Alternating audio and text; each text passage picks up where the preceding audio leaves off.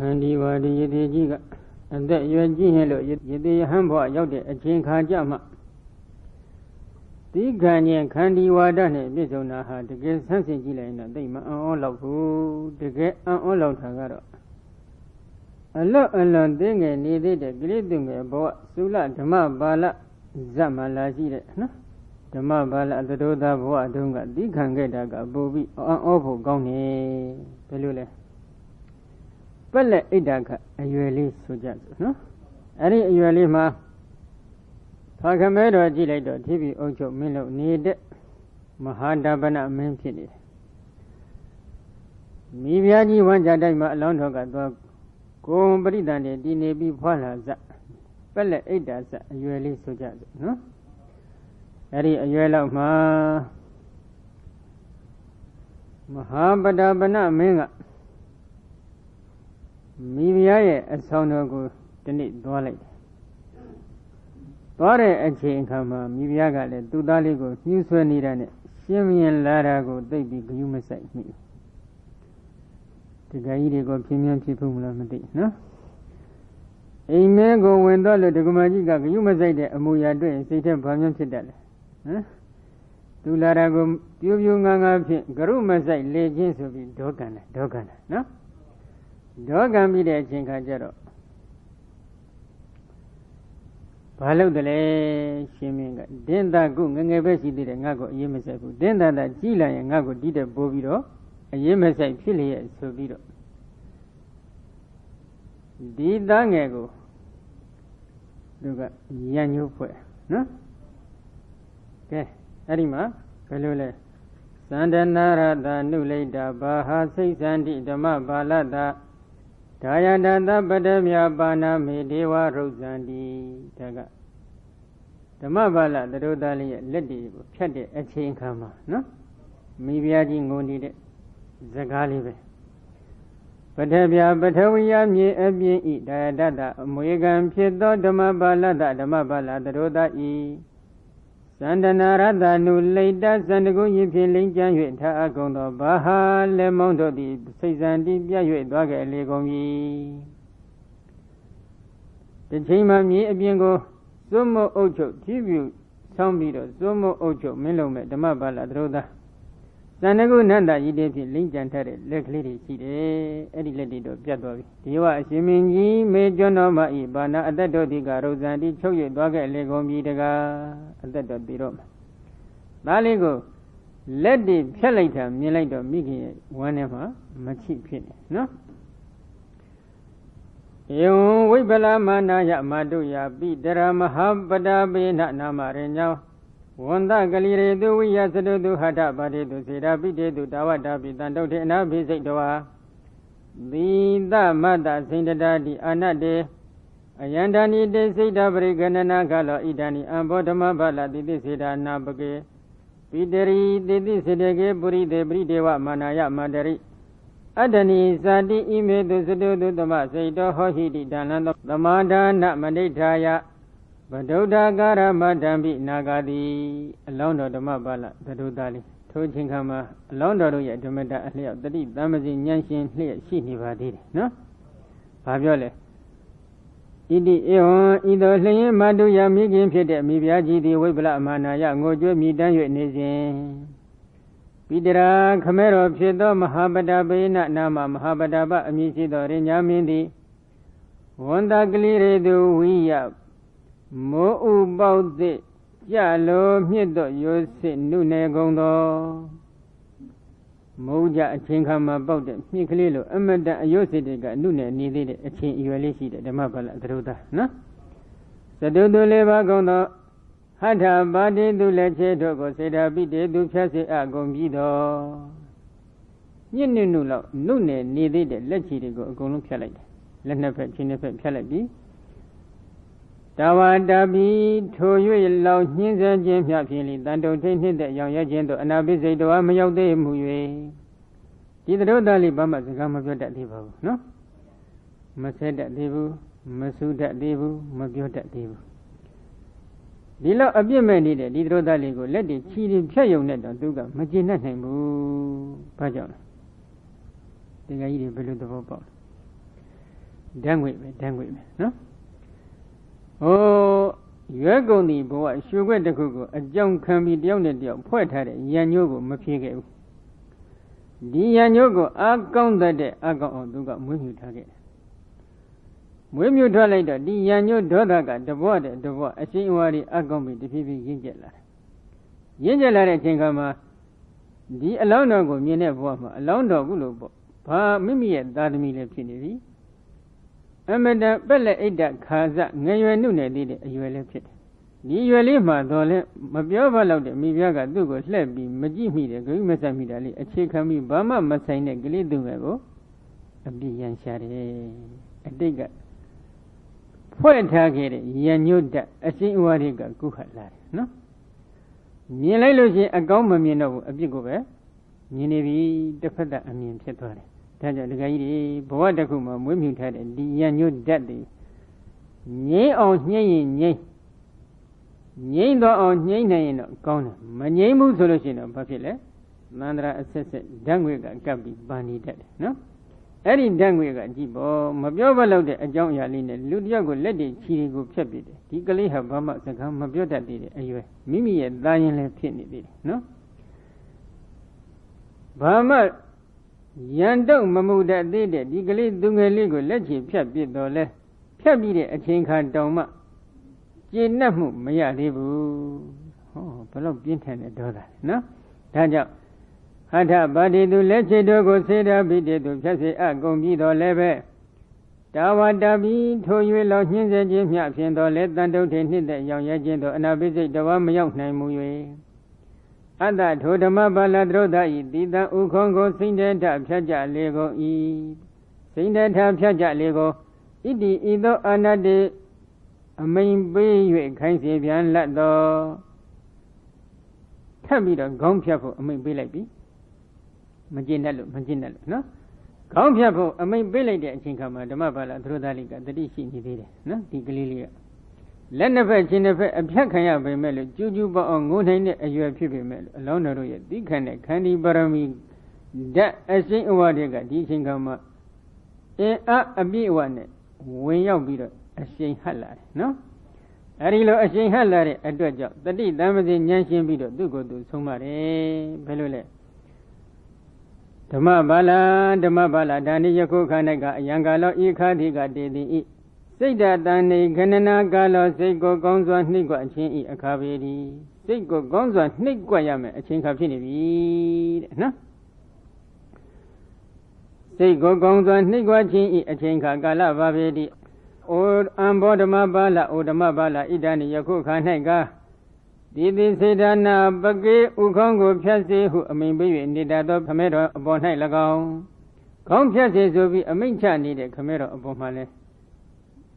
Satan, you have no good unit, no? Did they say that Banabagi, Ukongo Piazzi, who I mean, baby, needed a bitty camera Night Lagoon? Did they say they get Ukongo Piazzi need the booty, they let the Yaja Night Lagoon? Another, no?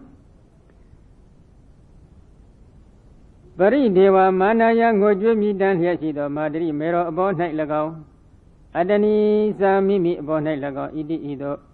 Ime do Sadu Ileado, Bogodo about Night, the man say do Dumiado say the Hohi Pibilo. Oh, see that, no? Anna, I mean, Benedict Pacamero, Aboma. Ukong Piani de Yaujaya, Aboma. Goju Midani de Migi, Aboma, Mimi, Aboma, Bogo, Benaule, Leu. Eddie Bogo, Leu, Abona, Nimia, Sita Shibiro. Mimi go Aboma, Meda, Maboya. No? Lora Lemasiao. Anna Benedict, Camero, Shimi, Abona, Meda, Maboya, Lorele, Masia. Congo Pianide, another abonile meda, Maboya, Lurelule, Messiah. Jenadana Zofi, Goju Midan needed, Migi abomale meda, Bomadoya, Lurele, Messiah. Again, me Lunigame, Bunigame, to midday. We para. They go and need the intimidated meda, Machidevu. Eddie Bogo live and at Medaga, Nihani. ပုဂ္ဂိုလ်လေးဦးအပေါ်၌ဘီသူပုဂ္ဂိုလ်အပေါ်မှာမဆိုမေတ္တာကအပေါ်မရှိတော့ဘူးမေတ္တာဝင်စားနေတဲ့မေတ္တာဇန်စိတ်ကလေးတစ်ခုပဲဖြစ်နေပြီဆိုရင်ထိုချိန်ခါမှာသီမသံဗေဒခေါ်တဲ့အပိုင်းခြားတွေပြိုသွားပြီအပိုင်းအခြားရှိတယ်ဆိုတာကကန့်တတ်ချက်ရှိတာကိုပြောတာဘယ်လိုကန့်တတ်ချက်ရှိတယ်လဲလို့မေးတော့ဒီပုဂ္ဂိုလ်ကတော့ငါမေတ္တာကပွားလို့ရတယ်ဟိုပုဂ္ဂိုလ်ကြတော့မေတ္တာကပွားလို့မရဘူးဒါဟာကန့်တတ်ချက်ရှိတယ်ဒီပုဂ္ဂိုလ်အပေါ်မှာငါကမေတ္တာရှိတယ်ဒီကောင်မတော့ငါနည်းနည်းမှကြည့်လို့မရဘူးဒါဟာကန့်တတ်ချက်ရှိတယ်ဒီမေတ္တာမျိုးဒီဝိဖာရပြန်ကားတဲ့မေတ္တာမဟုတ်ဘူးတိမတံဖေတဲ့အပိုင်းခြားပြိုတဲ့မေတ္တာမဟုတ်ဘူးနော်မိမိရဲ့ချစ်တဲ့ပုဂ္ဂိုလ်အလဲလပုဂ္ဂိုလ်မုန်းတဲ့ပုဂ္ဂိုလ်ဒီပုဂ္ဂိုလ်လေးဦးအပေါ်၌မြည်သည့်တတ္တဝါတစ်စုံတစ်ဦးအပေါ်၌မေတ္တာပိုသည်မရှိလိုသည်မရှိအညီအမျှဖြစ်နေရင်တော့ဒီခါမှာတိမတံဖေဒခေါ်တဲ့အပိုင်းခြားပြိုသွားပြီအဲ့ဒီအပိုင်းအခြားကင်းနေတဲ့ညီမျှတဲ့မေတ္တာစိတ်ဖြစ်အောင်ဆောက်တည်ပြီးတော့ကျင့်ပြီးတော့ဆိုပြီးမိမိကိုယ်ကိုမိမိဆုံးမနော်ဒါကြောင့်ဓမ္မဘာလဒါနိယခုအခါ၌ကအယံကာလောဤအချိန်ကာလတိကတေတိဤစိတ်တတန်ဋိကဏနာကာလစိတ်ကိုကောင်းစွာနှိပ်ကခြင်းဤအချိန်ကာလပေသည်စိတ်တတန်ဋိကဏနာကာလစိတ်ကိုကောင်းစွာနှိပ်ကဆုံးမရမည်အချိန်ကာလပေသည်အံဘောဓမ္မဘာလဩဓမ္မဘာလဣဒာနိယခုအခါ၌တိတိစေတနာပကေဥခေါင်းကိုဖြတ်စေဟုအမိန်ပေး၍နေတတ်သောပိတိခမဲတော်အပေါ်၌၎င်းတိတိစေတကေဥခေါင်းကိုဖြတ်တောက်၍နေသောပုရိသေအာနန္ဒယောက်ျားအပေါ်၌တော်၎င်းပရိဒေဝမာနာယငိုကြွမြည်တလျက်ရှိသောမာတိမဲတော်အပေါ်၌၎င်းအတ္တနိစမိမိအပေါ်၌၎င်းဣတိဤသို့ဤမေသို့စတုတုဤလျောက်သောပုဂ္ဂိုလ်တို့အပေါ်၌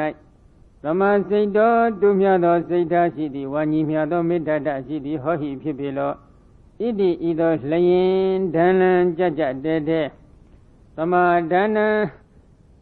ကောင်းစွာစိတ်ကိုဆောက်တည်ခြင်းကိုအဋ္ဌာယဆောက်တည်၍ပတုဒ္ဓရာကာရမတ္တံဖြင့်ပြမှလို့သောအချင်းအကိုမြတ်သောလိနာအဂတိမပြုတ်ခဲ့အတိသာလျင်ဒီပြမှလို့တဲ့စိတ်ကလေးနည်းနည်းလေးမှမဖြစ်ဘူးဒီကကြီးတွေကမြက်လက်အဖြတ်ခံရလားဟမ်မဖြတ်ခံရသေးဘူးခြေတော့ကိုအဖြတ်ခံရမလားအဖြတ်မခံရသေးပါဘူးလက်ဘင်းကိုအဖြတ်ခံရမလားမခံရသေးပါဘူးဒီလောက်တောင်မှဘာမှမဖြစ်သေးဘာကြောင့်တီးမခံနိုင်ရမှလဲမဟုတ်ဘူးလားစဉ်းစားကြည့်စမ်းပါဟိုမှာလက်တွေခြေတွေဖြတ်နေပြီအဖြတ်ခံရပြီခေါင်းဖြတ်ဖို့ပဲရှိတယ်အဲ့ဒီအချိန်ခါမှာတောင်မှဒီပုဂ္ဂိုလ်လေးဦးအပေါ်နဲ့ညီမျှတဲ့စိတ်ကိုထားနိုင်တယ်ဆိုရင်ကိုလက်လည်းအဖြတ်မခံရသေးခြေတော့လည်းအဖြတ်မခံရသေးနော်လက်ပဲလည်းအဖြတ်မခံရသေးတယ်ဒီလိုအချိန်ခါမှာညီမျှတဲ့စိတ်ကိုဘာကြောင့်မထားနိုင်ရမှလဲမထားနိုင်ဘူးလားထားနိုင်တယ်ထားလိုက်ရင်အကျိုးမရှိဘူးလားအကျိုးရှိတယ်မထားရင်ရောအကျိုးတွေဆွေးရုံသွားမယ်နော်ဘယ်လိုဆွေးရုံမလဲဆိုတော့သေမကကျင်းတည်နေပြီကျင်းတည်နေတဲ့အချိန်ခါမှာပုဂ္ဂိုလ်လေးဦးတည်းကမိမိရဲ့ယံသူဖြစ်နေတဲ့ပထမပုဂ္ဂိုလ်နှစ်ဦးဆိုကြဆိုအမိန်ပေးတဲ့ပုဂ္ဂိုလ်နဲ့တပ်ဖြတ်နေတဲ့ပုဂ္ဂိုလ်ဒီနှစ်ဦးအပေါ်မှာမကျေနပ်တဲ့ဒေါသဒီထွက်နေခဲ့မယ်ဆိုရင်ဒီနေတဲ့မိမိကဒေါသတကြီးကြီးဖြင့်ဘဝကိုအဆုံးသတ်သွားခဲ့ရမယ်ဆိုရင်မရဏတဏဇောလို့ခေါ်ဆိုအပ်တဲ့အနောက်ဆုံးဖြစ်ပေါ်သွားတဲ့ဝိသိစိတ်အစဉ်မှာပါနေတဲ့ဇောတွေကဒေါသဇောဖြစ်တော့နော်ထိုဒေါသဇောစောပြီးဘဝတစ်ခုကိုအဆုံးသတ်သွားခဲ့ရရင်မိမိဒီကျင်းဒီဘယ်ရောက်မလဲအပယ်လေးပုံတစ်ပုံရောက်မယ်သို့တော့ဒီဒေါသတိရေပုံရအဖြစ်ငရဲပုတ်ပြီးဒေါသဓာတ်တွေကသိပြီးပြင်းထန်နေတယ်မကျေနပ်မှုတွေကသိအကောင်းနေတော့မကျေနပ်ချက်တဲ့မကျေနပ်တဲ့စိတ်ဓာတ်ဖြင့်ဘဝကိုအဆုံးသတ်သွားခဲ့ရတဲ့အတွေ့မကျေနပ်တဲ့စိတ်ဓာတ်ရှိတဲ့ပုဂ္ဂိုလ်ဒီလာရဂတိဖြစ်တဲ့အပယ်လေးပုံတစ်ပုံကိုတော့ကျင်းတယ်ရောက်တော့မယ်နော်ဒါကြောင့်မေတ္တာညီမျှစွာမထားနိုင်ခြင်းသည်မိမိအတွက်အရှုံးမထွက်ဘူးလားအရှုံးထွက်တယ်မေတ္တာညီမျှစွာထားနိုင်တဲ့အတွက်အမြတ်မထွက်ဘူးလားလို့တစ်ဖက်ကကြည့်လိုက်တော့အမြတ်ထွက်တယ်ဘယ်လိုအမြတ်ထွက်လဲဒီမေတ္တာပါရမီဥတည်နေတဲ့ဆေဘသောပါရမီတော်များအပေါင်းကိုဖြည့်ကျင့်တော်မူသည့်အတွက်ကြောင့်တစ်ချိန်မှာသုံးလောကထွန်ထားတပ်ပညောသမ္မာသမ္ဗုဒ္ဓဘုရားရှင်လာဖြစ်တော်မူခြင်းဖြစ်တယ်ဒီတဲ့ကောင်းတဲ့အမြတ်အစွန်းဆိုတာရှိအောင်မလားမရှိတော့ဘူးသဗ္ဗညုတဉာဏ်နဲ့ဒီမေတ္တာဓာတ်ကိုလက်လက်ယူနေတာနော်ဒေါသဓာတ်တွေကိုထိုချိန်ကမွေးမြူခဲ့လို့မကျေနပ်ခဲ့ဘူးဆိုရင်ဒီဒေါသဓာတ်တွေကသဗ္ဗညုတဉာဏ်ကိုရစေနိုင်တဲ့စွမ်းအားရှိအောင်ပို့ပေးနိုင်မလားမပို့ပေးနိုင်ဘူး ပုဂ္ဂိုလ်လေးဦးအပေါ်နဲ့ညီမျှတဲ့မေတ္တာဓာတ်တွေကိုမွေးထုတ်ခဲ့တဲ့အတွက်ထိုမေတ္တာပါရမီဥဆောင်နေတဲ့ပါရမီတော်များအပေါင်းကသဗ္ဗညွတ်တဉာဏ်အထွတ်တက်လျက်ရှိတဲ့အရဟတမေဉာဏ်အရဟတဘုံဉာဏ်ကိုရအောင်ပို့ဆောင်ပြီးတော်မူခြင်းဖြစ်တယ်။ဒါကြောင့်အရှုံးထွက်တာနဲ့အမြတ်ထွက်တာနှစ်ခုတိုင်းတာကြည့်လိုက်တော့အမြတ်ထွက်တဲ့ဘက်ကပုံမကောင်းဘူးလားပုံကောင်းနေတယ်။ဒီလောကလုံးမှာအသာဆုံးအမြတ်ဆုံးဖြစ်တဲ့ဒီသဗ္ဗညွတ်တဉာဏ်ကိုဒီမေတ္တာဓာတ်ကပို့ဆောင်ပေးနိုင်တယ်ဆိုရင်ဒီလိုမေတ္တာဓာတ်မျိုးကိုဘာကြောင့်မမွေးနိုင်ရမှာလဲကိုယ်မှလက်ကလည်းအဖြတ်မခံရသေးဘူးခြေတော့လည်းအဖြတ်မခံရသေးဘူးလက်ပင်လည်းအဖြတ်မခံရသေးဘူးသူ့ဟာသူပြောကျင်တာပြောပါစေဆဲကျင်တာဆဲပါစေဘာမှမထိခိုက်သေးဘူးနော်အဲ့ဒီလိုအချိန်ခါမျိုးမှာဒီမေတ္တာဓာတ်ကိုကိုကမွေးနေမြူနိုင်မယ်ဆိုရင်မိမိတို့အကျိုးမရှိဘူးလားသိအကျိုးရှိတယ်သိကောင်းတယ်သိကောင်းတယ်နော်ကဲနောက်တစ်ခုဣတိသဗ္ဗိအနိစ္စရိယမေဝယံမနုဿအဘုဒ္ဓဧဝမာဂတိတကယ်တော့ဒါဟာလူသားဘဝဖြစ်လို့အသိဉာဏ်ရှိတဲ့ဘဝရောက်နေတော့ဒီလိုပြုလုပ်တာဟာတကယ်လှမ်းကြည့်လိုက်ပြန်လဲသိတယ်လို့အံ့ဩဖွယ်မကောင်းသေးဘူးတဲ့နော်တတိသနာဘုဒ္ဓဘိဗနာသန္တတောနာမဝရဏောဟုတ်တော်ပါဝိတပိတေနတံလေနနာဘိယံဝိတောပိတာဝအနတ္တအကာရမိလုတ်တဲ့ကေစိတ်တနာဘတုသေတိဣတိသဗ္ဗိဤသို့အမျက်ထွက်ခြင်းကိုမပြုခြင်းသည်လည်းပဲအနိစ္စရိယမေဝမအံ့ဩလောက်သေးသည်သာလျှင်သည်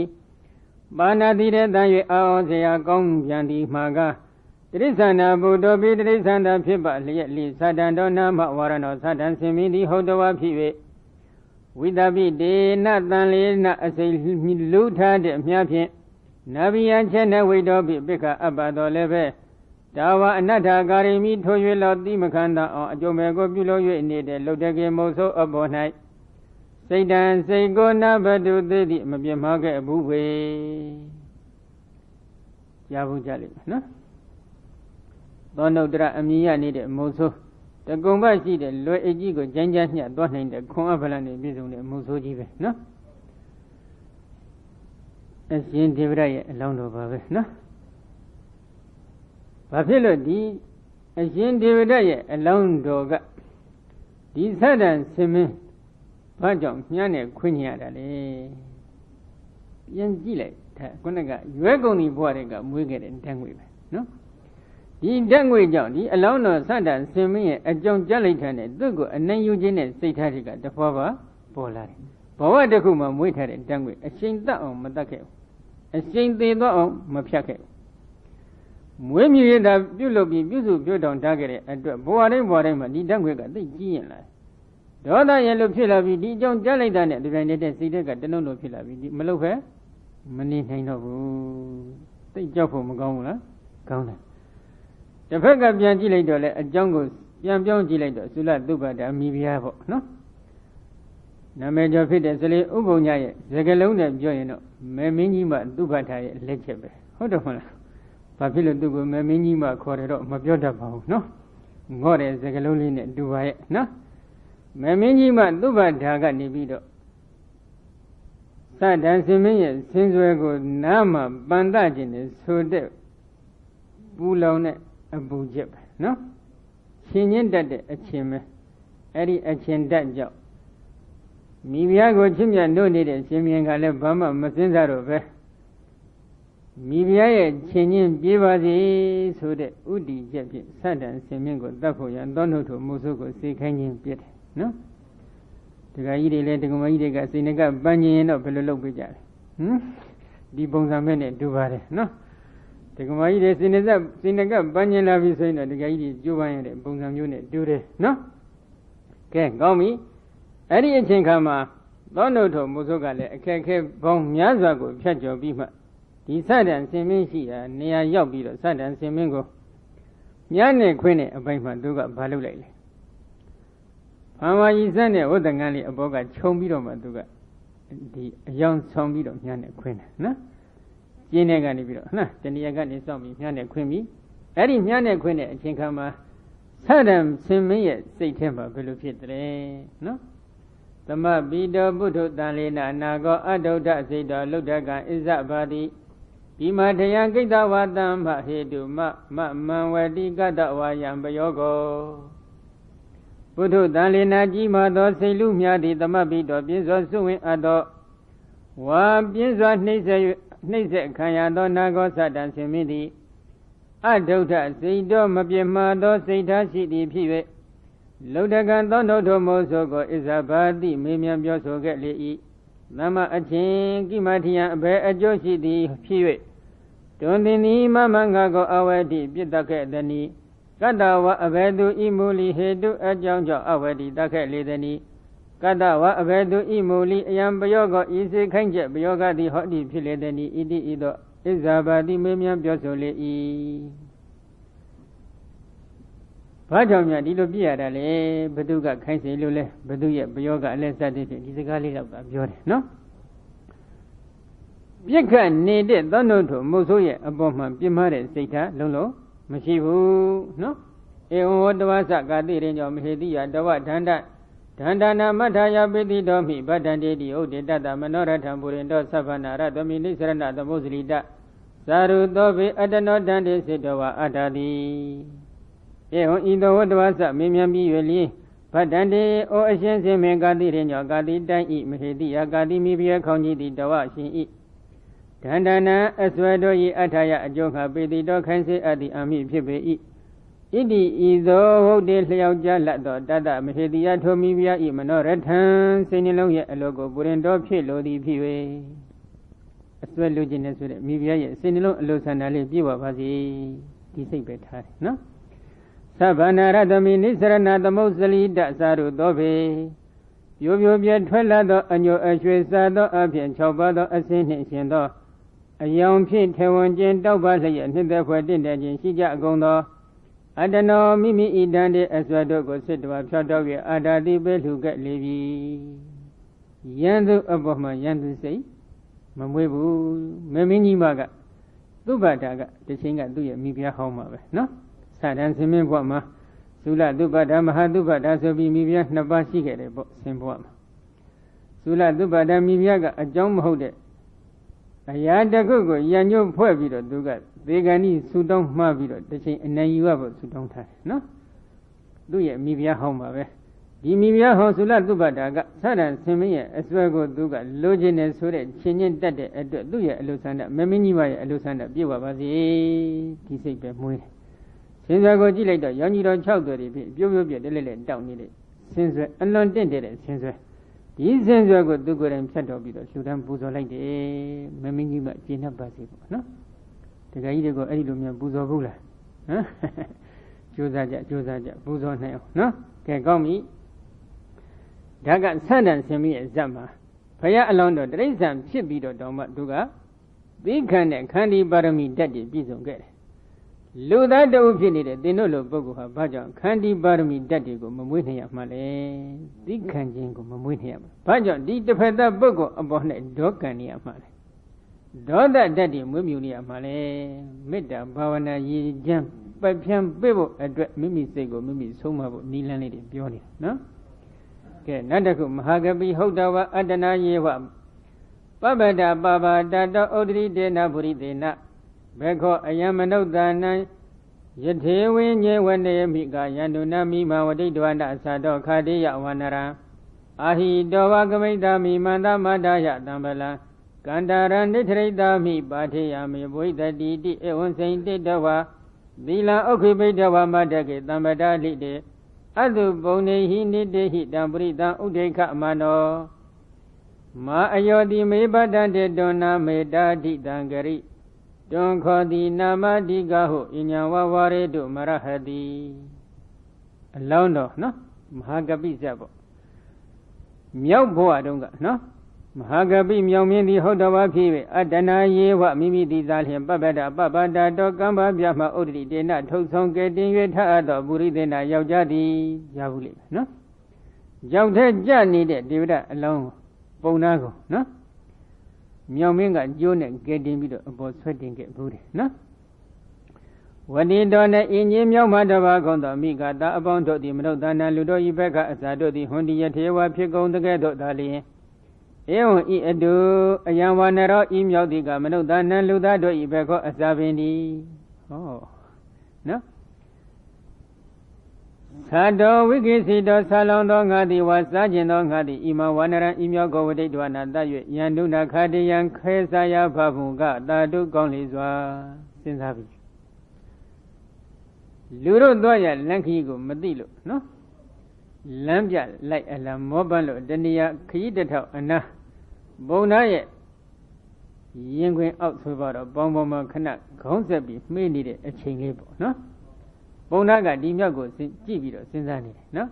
Di Doma Chini that Dagon Boha Lurie Asa Pidlo Dimyo Hallelujah Assasa de Kuro Pime. Hundamala Salam Mundi needed Ngadi Dimyago Dafi Sayan, Gomave, he said Mujan, no?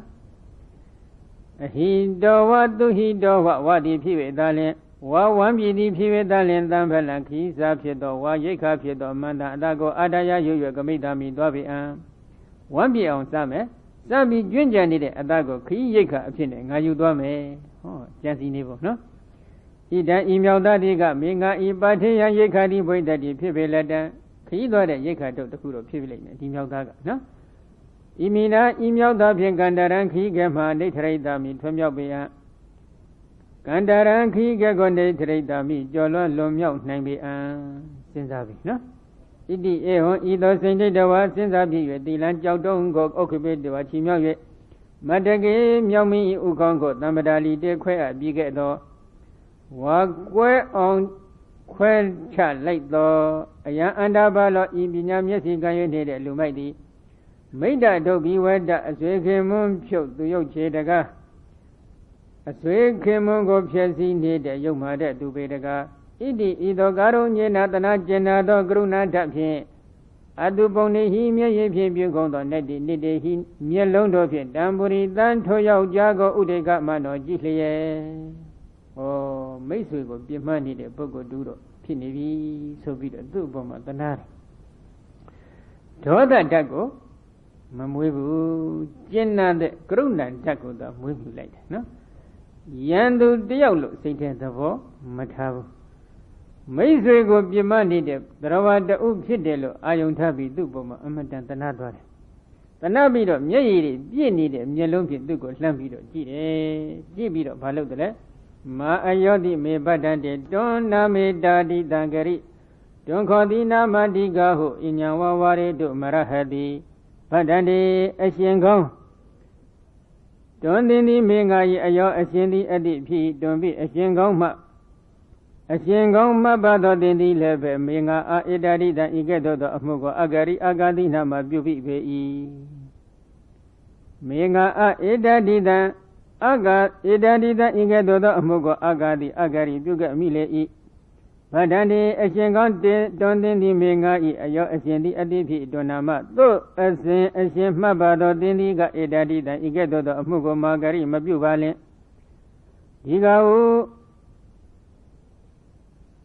Digahu adashidi hohi pibalo kosi muga dondin di inyandurabago wari domida jenga aradi nama taidi mohbalo Causes it, don't in the Mayanga Digo, at the Shiadi Adinama Pity Mahobala Naboma de Mesulu Sik Hadin, no? A Shin Gon do opinion Sik Hadin.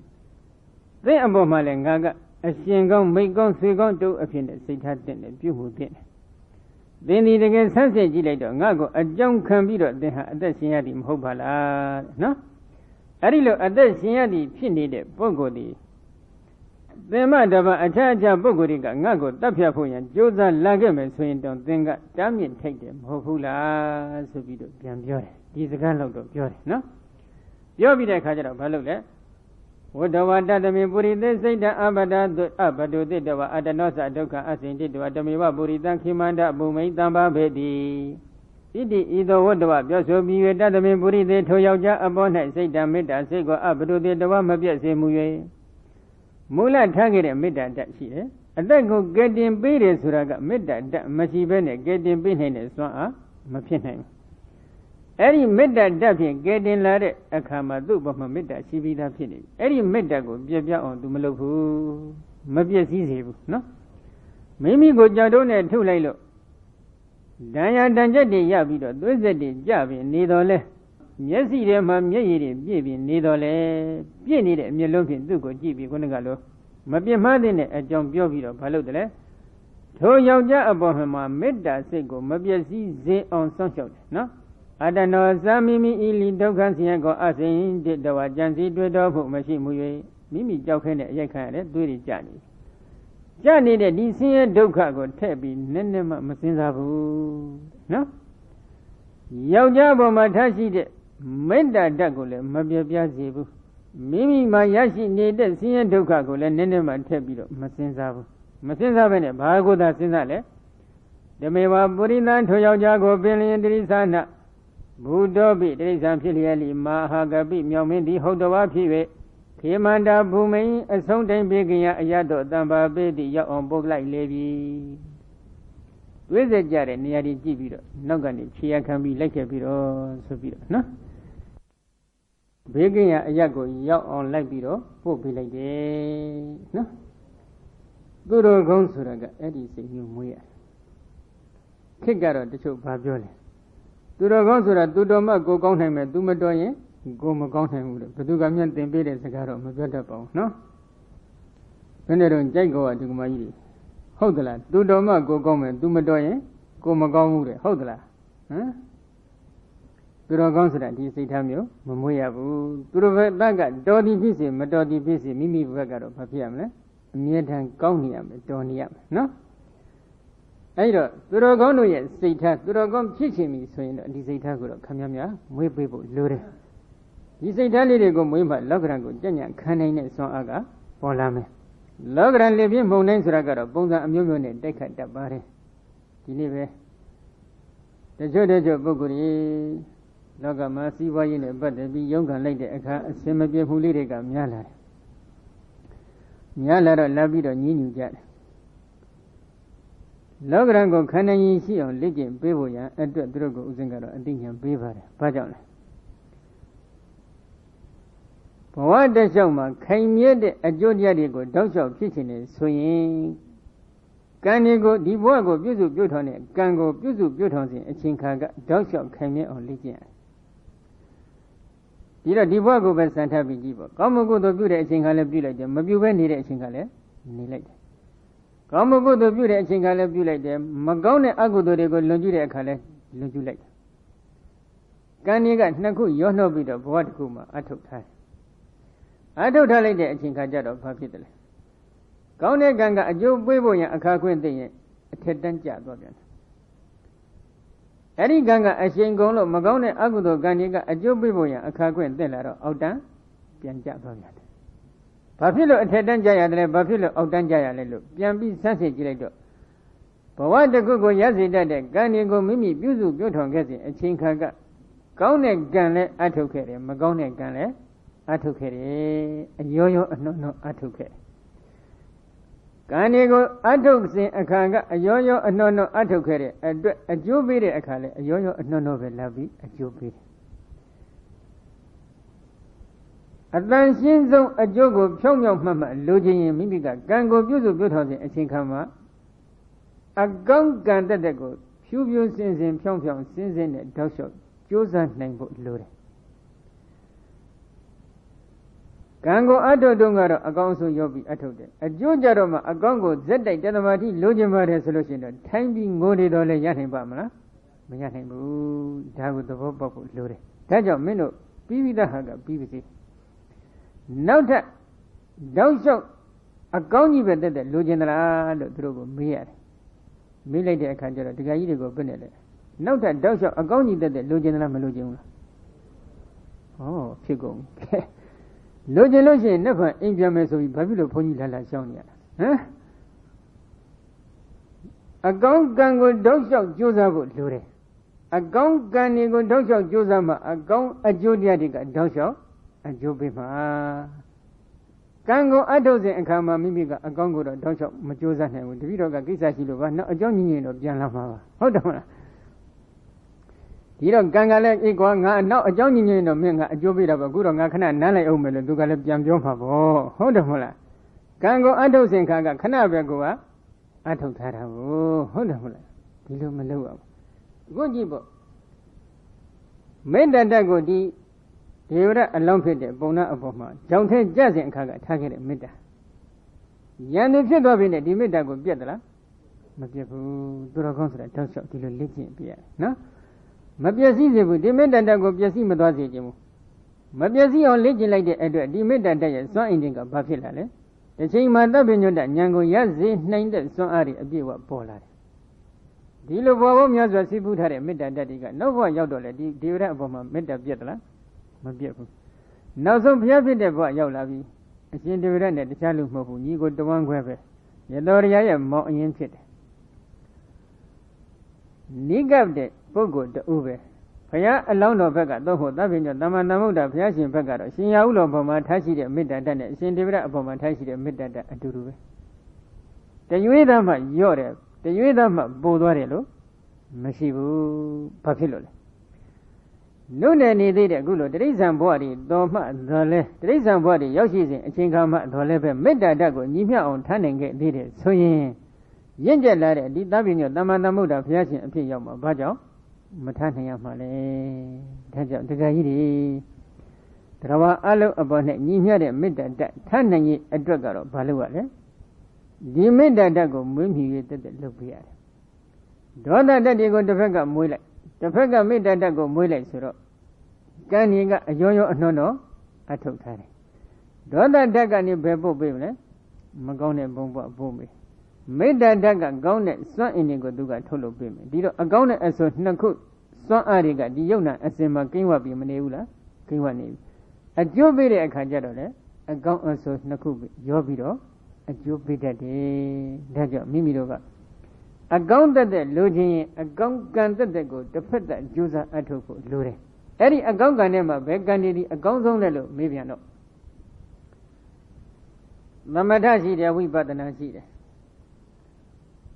နှစ်ခုလုံးကောင်းတယ်သို့တော့အကောင်းတက်ကအကောင်းဆုံးကတော့ဝိပဿနာထဲမှာလည်းအထွတ်ထိပ်တော့ရောက်နေတဲ့မဉ္ဇဉ်ဘုံဉ္ဇဉ်စိုက်နေတဲ့ဝိပဿနာသို့မဟုတ်မဉ္ဇဉ်ဘုံဉ္ဇဉ်ကိုအနန္တရတ္တိနဲ့ကျေစုပြုပေးနိုင်တဲ့ဝိပဿနာမျိုးဖြစ်ခဲ့ရင်တော့ထိုဝိပဿနာမျိုးတည်းအသာဆုံးအမြတ်ဆုံးအကောင်းဆုံးပဲအဲ့ဒီလိုဝိပဿနာဉာဏ်မျိုးသို့မဟုတ်မဉ္ဇဉ်ဘုံဉ္ဇဉ်ရရှိခဲ့မယ်ဆိုရင်တော့ထိုအကောင်းကံနေသည်နောက်ထပ်အနှိမ့်ကိုရောက်အောင်ဘယ်တော့မှမပို့ဆောင်တော့တောက်လျှောက်အကောင်းကြီးတက်တဲ့ပဲအကျိုးပေးတော့မယ်ဒါကြောင့်မိမိတို့ကတောက်လျှောက်အကောင်းကြီးတက်တဲ့အလိုရှိခဲ့ရင်တော့ဘာလုပ်ရမလဲအကောင်းတက်တဲ့ကိုတစ်ဖက်သာပြုစုပြောထောင်ပါဒါလေ့ကျင့်ယူရတယ်သဗ္ဗညုဘုရားရှင်တို့သဗ္ဗညုတဉာဏ်တော်ကိုရရှိတယ်ဆိုတာအလကားထိုင်နေလို့ရတာမျိုးမဟုတ်ဘူးလေးသင်ခြင်းနဲ့ကပ္ပတသိပါရမီတော်တွေကိုဖြည့်မှဒီသဗ္ဗညုတဉာဏ်ကရတယ်မိမိတို့ကကောင်းတဲ့အကျိုးကိုတစ်ဖက်သက်တောက်လျှောက်လိုချင်တဲ့အကောင်းကံတက်တဲ့ကိုတော့တောက်လျှောက်မကြိုးစားနိုင်ဘူးရနိုင်ပါမလားမရနိုင်ဘူးဒါကုတော့တတိရှိဖို့လိုတယ်နော်ကဲနောက်တစ်ခုဗောရိဒနဂအကြောင်းနော်အထက်ကရကတော်တော်လေးစုံစုံတော့ဖွင့်ထားပါတယ်နော်ကဲဗောရိဒနဂမင်းကဘာဖြစ်လဲလဲဗောရိဒတော်နာမနာဂရာဇာဟုတ်တော်ပါဥပောတတေငါနိအဋ္ဌာယဝမိကအမုဒ္ဒဏိတယမနောကဗုဒ္ဓနကိတရိသေနဩဒတေနတကလတရိတေသေစီယအမနောပိပေလာယပခိပိဋ္ဌဝတကလသဗုဒ္ဓိပေကိရိယာမနောပိတတမိပြမနိမနောဘရောတအမတ္တပိနအကာတိပုရိဒတောနမပုရိဒတအမည်ရှိသောနာဂရဇနဂမင်းသည်ဟုတ်တော်ပါဖြစ်၍ဥဘောတထေငါနိဥပုရဲ့အင်္ဂါရတောကိုအဋ္ဌာယဆောက်တည်၍ဝုမိကဗုဒ္ဓနိတောင်ပေါ်ထိတ်၌တရားမနောဣခတိရှိတော်ကဗုဒ္ဓနဂိတရိသေနကဘာပြမိနှင့်တူသောဩဒရေနာဆေးဖြင့်သကလာတရိတေအလုံးစုံသောခန္ဓာကိုယ်အပေါ်၌တင်စီယာမနောပိသွန်လုံးကျဲဖြန်းအပ်ပါတော်လည်းပဲပေလာယပချုပ်ထဲ၌ပခိဘိတဝါထိ၍သကလသဗုဒ္ဓိပေအလုံးစုံသောသဗုဒ္ဓိကျွန်း၌ကိလပယမနောပိကစားစေအပ်ပါတော်လည်းပဲတတမိန်ပြမနေထိုပုံနာအပေါ်၌မနောဘရောဒမတ္တံပိစိတ်ဖြင့်ပြင်မာခြင်းမြတ်ကိုယ်တော်လည်းပဲနာအာဂတိမပြုခဲ့ဇဗုပဲဗုရိဒနဂမင်းကြီးနော်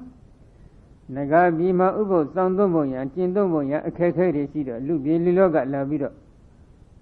ဥပုသ်စောင့်သုံးတယ်နော်ဥဘောတထင်ကလို့ခေါ်ဆိုအပ်တဲ့ဥပုသ်ရဲ့အင်္ဂါရဖြစ်တဲ့သီလတွေကိုစောင့်တည်ပြီးတဲ့အချိန်ခါကြတော့မှခုနကပုံနာတွေပုံနာပြက်တွေပေါ့နော်မဟုတ်ဆိုးတွေနော် လာပြီးတော့သူကဖမ်းပြီးတော့နော်ကပ္ပုဋ္ဌာနကိတတိသေနာကဘာပြက်မီးနဲ့တူတဲ့ဆေးအမတန်ပူလုံပြင်းပြတဲ့ဆေးတွေပဲနော်အဲ့ဒီဆေးတွေနဲ့လာပြီးတော့ပက်ဖြန်းပြီးတော့ဖမ်းကြတာပဲနော်ဗချုပ်ထဲမှာထက်ပြီးစပူရိတ်တကျွန်းလုံးမှာလှိုက်ပြီးလက်လက်ပြီးပြတယ်မွေလံပဲပြတဲ့ပုံစံပေါ့နော်အဲ့ဒီလိုပြုလုပ်တဲ့အချိန်ခါမှာဒီပုရိဒနဂါမင်းတို့ရဲ့စွမ်းအားကဒေါသအမျက်ချောင်းချောင်းထွက်တဲ့စိတ်ထားဖြင့်လှမ်းပြီးတစ်ချက်လောက်ကြည့်လိုက်တဲ့ဟိုဘက်ကပုဂ္ဂိုလ်ပြာကျသွားနိုင်တဲ့စွမ်းအားတွေရှိတယ်မကြည့်ပါဘူးနော်တကယ်ကြီးတွေမျက်လုံးဘုန်းကြီးကြည့်စမ်းကြည့်လားဘုန်းကြီးပြာကျသွားနိုင်သလားမသွားနိုင်သေးဘူးဘုန်းကြီးမျက်လုံးတကယ်ကြီးတွေကြည့်လိုက်ရင်လည်းပြာကျမလားမကြသေးဘူးစွမ်းအားတလို့မရှိဘူးပုရိဒနဂါတို့လိုနဂါမျိုးတွေမှာအဲ့ဒီလိုစွမ်းအားတွေရှိတယ်တစ်ဖက်က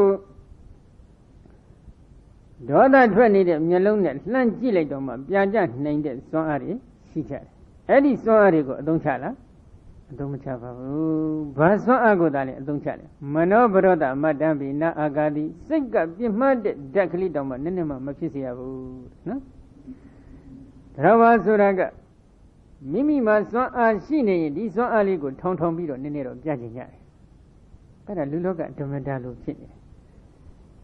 အဲ့ဒီလူလောကဓမ္မတာကဘယ်ကနေကုဆက်လာတယ်လို့ဆိုတော့ဒီကကြီးတွေဘယ်လိုများသဘောပေါက်လဲတရားဝါဒီဟာအမြဲတမ်းနေထိုင်နေတဲ့အိမ်ဒီပဲအိမ်လဲ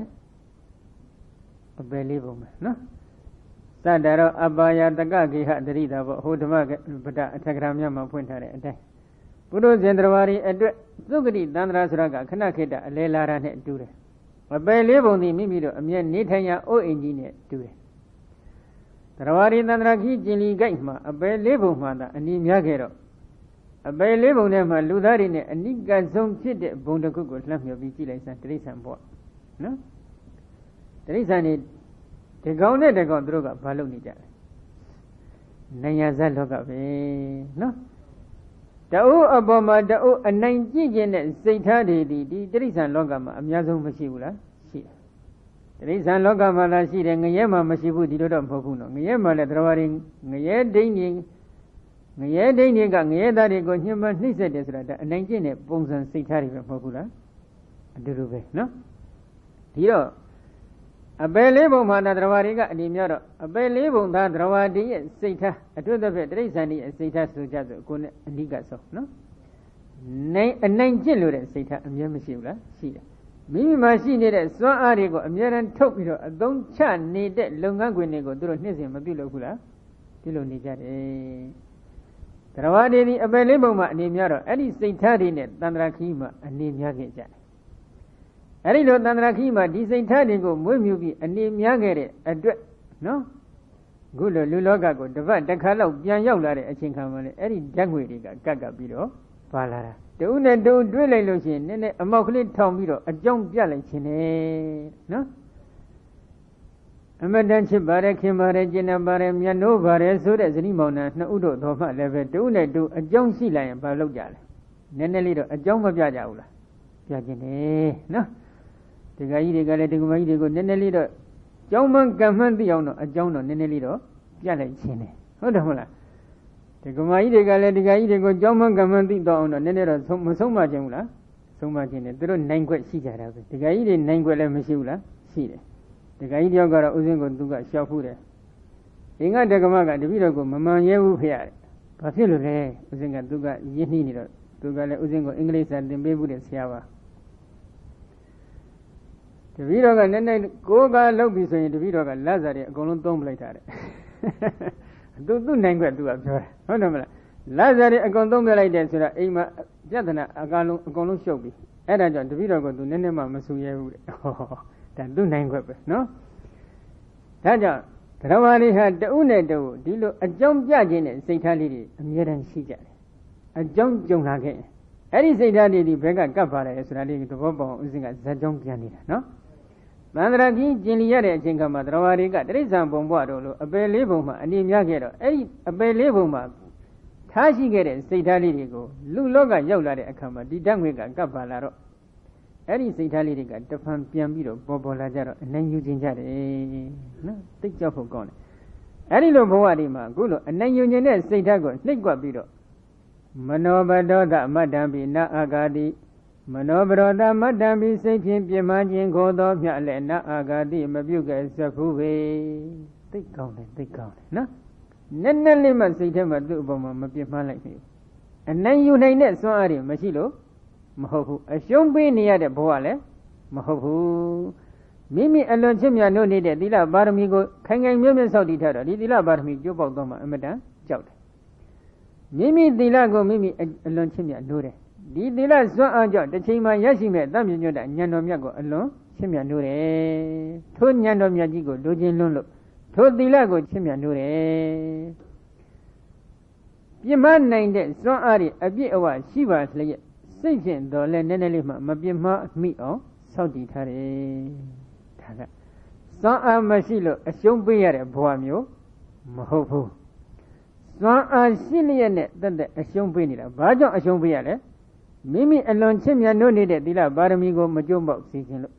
Mimi alone Chimia no needed Davinoda Yanigo, Yajin Lonolo. Dilo de Gaidi. The Gaidi alone she needed many and Punyan Yaman, swinging left. Dilo sing Tamulity, Matadimula. Tadine, take Josiah, no? Okay, not a good. Babion Ijima. Belaya Baki Bandebi, Madande Bisa Banina. Alamba Nina Gobami, Dila Kanda Bayamama. Ho, Nabi. Belaya Bachone Baki Bandebi, Chipini, $10 Dolago. Banina Lepi, Madande Bisa. Ane Mugo, Bujinga, Atudo, Achia, Dopi, Nechi Dolago. Mamanga E, Dila Bida Bayat, Dila Piasi, and Doma, Jochinjo. Dila Kanda Bayat, Dila Jubo, Chima, Jodojo, Alambani, Alamesia, Abone, Nago, Bami, Amiametraka, Zabuve. Velovin Ninchi, the Pachutago, Chilon, and Nimbi Twin, no? Kanagoma, Ari Jodon, Hovaga Bula, Divaga Bula, Hovaga Yele, Divaga Yele, Velovin Jinchi, Nibi Melo, Dila Yasidome, Brigo, Dicho. Turogoni Jaga, Pajawa, Dila Yasi who take out, no? Dila Yasi Babi, so you know. Bawa Daku, Shona, Sona. Pajone? Dila di who the Miboma Yadi become good as Rabuma Simian. Dila di who the Miboma Yadi who Mashibu. Bello ben Gomo Gudo, Beauty be mellow, Togomo Gudo, a Simian Gomo Gudo, Pietang. Dila di who the Miboma Yadi Bido, the Madi Roma, to the Madi, a Simian, the Madi Mupinate. Dila di who the Miboma Yadi name, so Mashib. To the Madi, a Simian at the Madi, Beluma Pibobi, Malanhem. Dila di who the Me, the Madi who the Miboma Yadi be to don't tell it, Binya Jizenga, Dani, a sendam near the Mania Punya Nibango, both on Pinay, so I see. Dila di who the Miboma Yadimu, Mashibu, don't put the Madi who the Jofia Temale, Yamia Tet on, twin name that Nyanza, Mashibu. Toboya Binyadi, a Simian, Binya Second Peluma, Delhan named so Mashibu, Taja Uzeno. Lila di Dravada at Ukone to it. Ukomasi, Dravadi Bama Alolo, Mapin Nandalo. Dila di Hudo, Gondwajiga, Bioja, Dwabi, in Tobogo, the Nandra Kima, Gonet, Lungan, Gwinhima, Bama, Adonchalo, Mayaro. Eight Dila Suretama, Gaigan Sansimu, Pare, Uzigan Sansimu, Pare, Manogan Sansimu, Pare. A say and damn me needed a Jodia de Guru, Lugene. To a Jodia go Yazin named a Johnny Fide, Didila Guru, Fiji named Mashibusoyen, a semi needed a Jodia de Yanni Bamla, Logama, Dambosi, BC to the sea. A long upon and BC would go, Lugian to BC would and take down that Damboguro, Mimiga, Bewi, Webo, Malovula, take down that Damboguro, Mabinham. Amanda Apodan and DBC would go, Loginus window, Madiano Nilafi, Piluma, Yarom. Diano Nilafi, Peluma, Mayaro. Madiano Nilafi, Pilolo, Yagan, Yele, took Ganga, Mimigo, Beboya or Bobime, Magone Boya or my Bobime, Ditafosi, no? Taja, Uzano. Gauna a Joe the Google, Login, Mimi Vega, Lena Yame, a gonzo, a jury sheet. သီလတိဟုသောအဝပ္ပစုခါမှမရှိဘူးလူတော်တဲ့လျှောက်သွားချက်ဖွယ်ရမကောင်းဘူးလားကောင်းတယ်သူတော်ကောင်းတွေကတော့သီလတိဟုသောအဝပ္ပစုမပါဘဲနဲ့လူတော်တဲ့ကိုလျှောက်တာနည်းနည်းမှအလိုမရှိဘူးဒါဖြင့်လူတော်တဲ့တော့မလျှောက်ဘူးကိုယ်ရနေတဲ့အချိန်ခါကျတော့သီလတိဟုသောပစုကိုချွတ်ချထားရမလားမေးတော့မဟုတ်ပါဘူးကိုယ်ရမှလည်းဝတ်ထားရမယ်လူရှိရောက်လည်းဝတ်ထားရမယ်ကိုယ်ရမှာတော့ချွတ်ထားပြီးလူရှိရောက်မှဟန်ဆောင်တာဒါမျိုးကိုလည်းဘုရားအလောင်းတော်ဘုရားရှင်တို့အလိုမရှိပါဘူးနော်သူတော်ကောင်းတို့ရဲ့သဘောကရှေ့မှာဖြစ်စေကိုယ်ရမှာပဲဖြစ်စေဘယ်ခါမှမဆိုဒီသီလတိဟုသောကိုကျင့်သီလခိုင်မြဲနေဖို့လိုတယ်နော်ဒီသီလကိုချိုးဖောက်နိုင်တဲ့စွမ်းအားတွေမိမိမှာရှိတယ်ထားဒီစွမ်းအားကိုဘယ်တော့မှအသုံးမချဘူးသို့သိထားတယ်သီလကိုသာရှင်းပြလို့တယ်ဒါကြောင့်ပချုပ်ထဲမှာထည့်ပြီးဘယ်လိုပင်နင်းချင်နေပေမဲ့လို့အားနွယ်အောင်ဘယ်လိုပင်ရိုက်ပုံနေပေမဲ့လို့မိမိသီလကျွတ်ပေါ်မှာကြောက်ချင်းကြောင့်ရန်သူအပေါ်၌ပြင်မာတဲ့စိတ်အနည်းနဲ့မှမရှိခဲ့ဘူးနော်နောက်တစ်ခုသံပယောပိနာဂရဇဟုတ်တာဝအဟိတုန်တိကေနဝေဟိတိယမနောဝိဟေတိယမနောမနောဘတောသအမတ္တံပိနှုတ်ပါတေတိသံပယောပိနာဂရဇသံပေယနဂမိနီလီဟုတ်တော်ဝဖြစ်၍အဟိတုန်တိကေနအလံပဲမွေသမာတိဝိဟေတိယမနောညှင်းစေအတ္တိရှိသောမနောဘရောသအမတ္တံပိစိတ်ဖြင့်ပြင်မခြင်းကိုမျှတော်လည်းပဲအနာဥပ္ပါတိတိမဖြစ်ခဲ့စေပေသံပေယနဂမိဘဝတုန်းကလည်းဒီတိုင်းပဲလူသားဘဝကိုထားလိုက်အောင်နော်တရိစ္ဆာန်ဘဝမှာရှိစဉ်အခါတုန်းကတောင်ပြင်းမနေတဲ့ဒီအလံပဲသမအပေါ်၌အလံပဲသမကဘယ်လိုပင်ညှင်းမနှိမ့်ဆက်နေပေမဲ့လို့စိတ်ထဲကတော့လည်းနည်းနည်းမှမပြင်းမခဲ့ဘူးပြင်းမတဲ့ဒေါသဓာတ်ကိုမဖြစ်အောင်စိတ်ကိုထိန်းချုပ်ထားနိုင်တဲ့စွမ်းအားတွေရှိခဲ့နော်တရားဘိမန္တမစာရင်ဥပဟုတ်ထဥပောတထအဟိတုန်ဒီကောကိတဝါနာရာဇဒွါရဖိကိလတိတရားဘိထိုသံပေယနဂါမင်းဖြစ်တဲ့အခါ၌လည်းပဲဓမ္မစာရင်တရားကိုကျင့်သုံးလျက်ရှိသောဥပောတထဥပောကိုဥပဟုတ်ထစောင့်သုံးလျက်ရှိသောမင်္ဂကိုအဟိတုန်ဒီကောအလံပဲမွေသမတိကဟိတဝနာဖန်၍ရာဇဒွါရမိမင်းရင်ဖြင့်အိတကဝ၌ကိလေတိကစား၍နေလေ၏ဥပုသ်ဆောင်သုံးနေတယ်နော်တရားကျင့်နေတယ်တရားကျင့်ပြီးဥပုသ်ဆောင်သုံးနေတဲ့အချိန်အခါမှာအလံပဲမွေသမားကလာပြီးတော့ဖမ်းတယ်ဖမ်းပြီးတော့မင်းရင်ဖြင့်မှသွားပြီးတော့သူ့ကိုကစားနေတယ်နော်ယံတော်ဝနစိန္ဒယတိနီလံပိတံဝလောဟိတံတတ္တစိတ်တနုတင်တော်ဟောမိစိန္ဒိတာတန်နိဘောနီလဝအညောကိုမူလီဖြစ်စေပိတံဝအဝါကိုမူလီဖြစ်စေလောဟိတံဝအနိကိုမူလီဖြစ်စေယဝနအကျင့်အစဉ်ကိုသောထိုအလံမဲမွေစရာသည်စိန္ဒယတိစိတ်ဖြင့်ဖြစ်စေလို၍ကြံသည့်စေကုလေ၏တတ္တထိုအလံမဲဆရာ၏စိတ်တနုဝန္တင်တော်စိတ်သို့အစဉ်လိုက်သည်ဖြစ်၍ဧဝံဤသို့ဖြစ်လာမှုအယံဤအလံမဲဆရာသည်ဘုလာပံများစွာသောလလဘကိုလည်းပဲတို့ရပါစေဣတိဤသို့နှလုံးပြု၍စိန္ဒိတတန်ဤဘောကြံအပ်သောအစဉ်နှင့်တို့သည်ဟောမီဖြစ်ခဲ့ပါ၏မင်းမြင်မှာ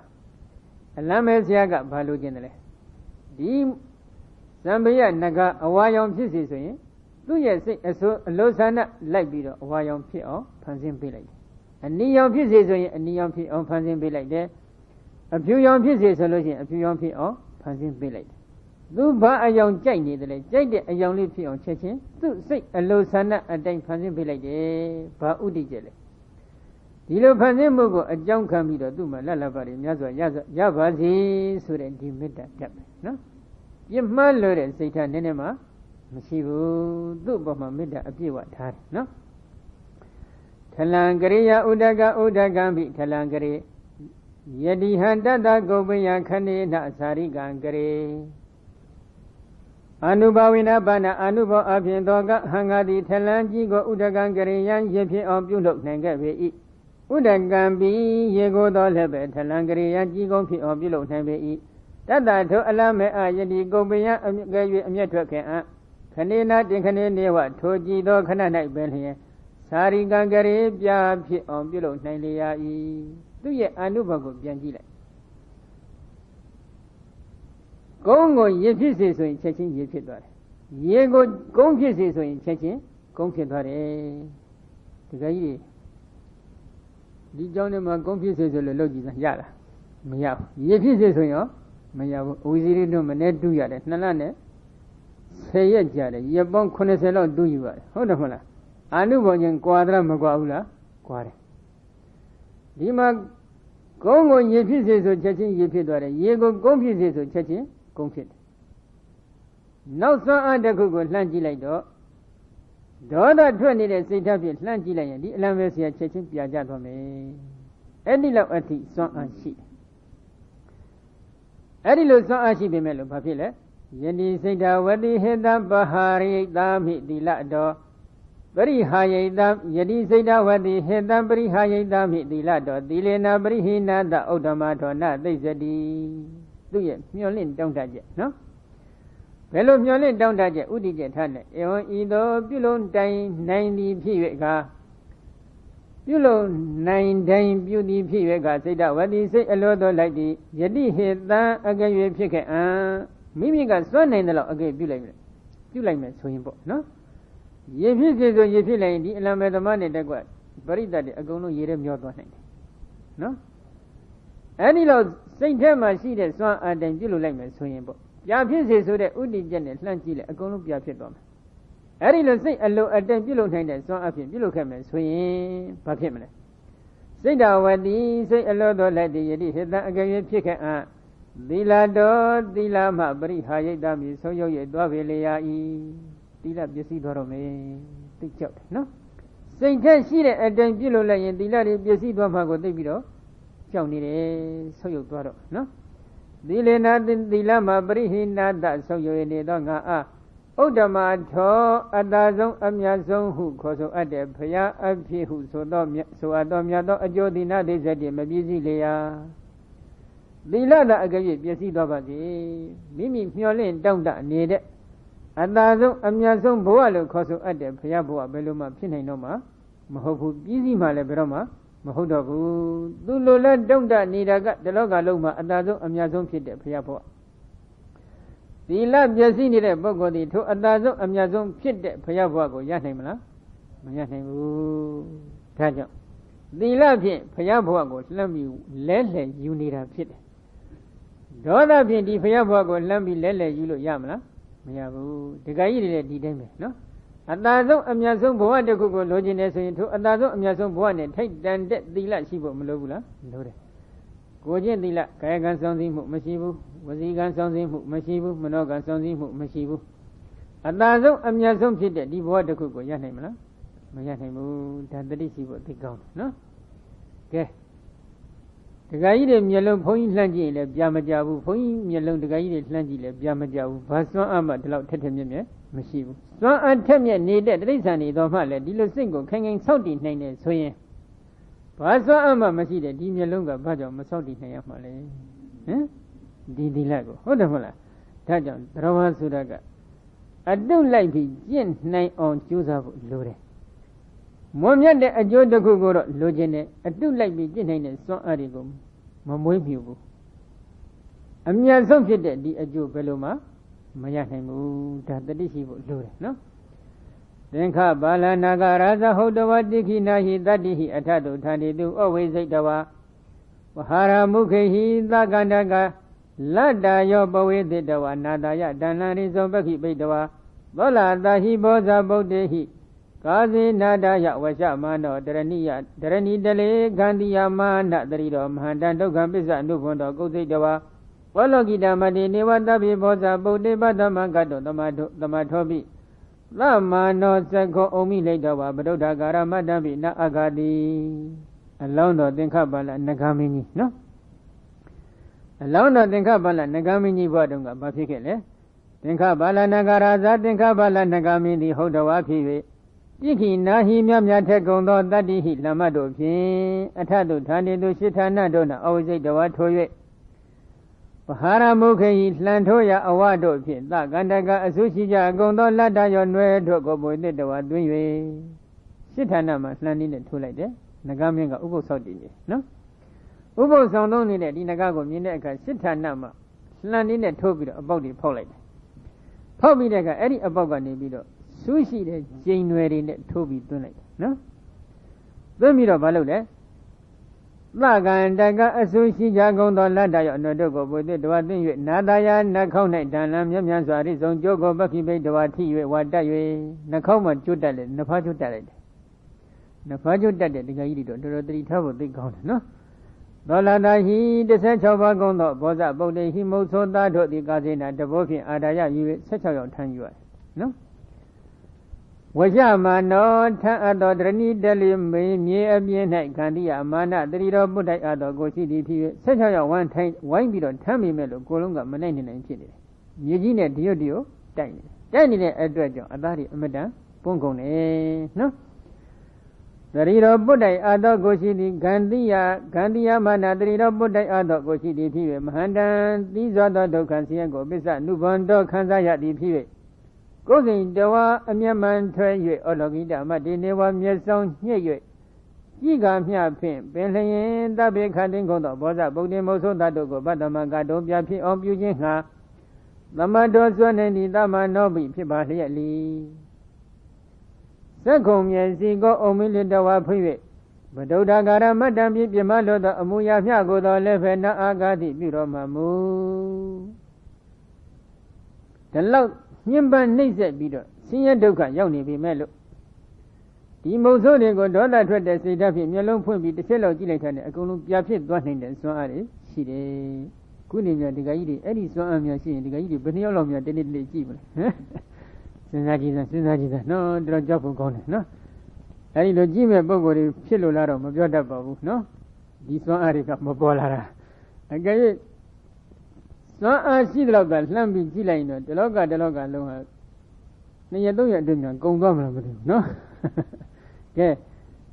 အဲ့ဒီလောက်စွမ်းအားရှိပေမဲ့လို့ဒီမုတ်ဆိုးတွေကိုပြမလို့တဲ့အချင်းအဖြစ်လှမ်းကြည့်တဲ့စိတ်မရှိဘူးမျက်စိသာမှိတ်ပြီးတော့နေတယ်နေပြီးတော့ဘာပြောလဲသတုတ်တန်